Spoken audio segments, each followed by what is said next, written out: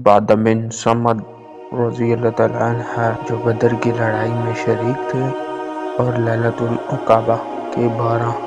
نقیبوں میں سے تھے، فرماتے ہیں کہ رسول اللہ صلی اللہ علیہ وسلم نے اس وقت جب آپ کے گرد صحابہ کی ایک جماعت بیٹھی ہوئی تھی تو فرمایا کہ مجھ سے بیعت کرو اس بات پر کہ اللہ کے ساتھ کسی کو شریک نہ کرو گے، چوری نہ کرو گے، زنا نہ کرو گے، اپنی اولاد کو قتل نہ کرو گے اور نہ عمدہ کسی پر کوئی ناحق بہتان باندھو گے اور کسی بھی اچھی بات میں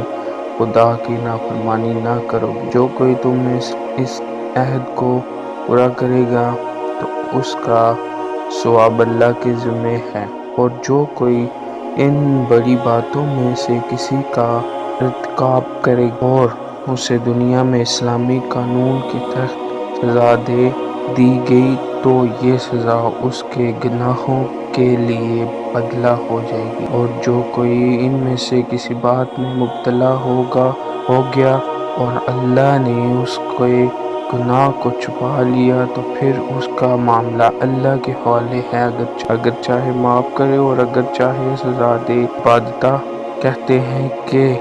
پھر ہم سب نے ان سب باتوں پر آپ صلی اللہ علیہ وسلم سے بیعت کر لی۔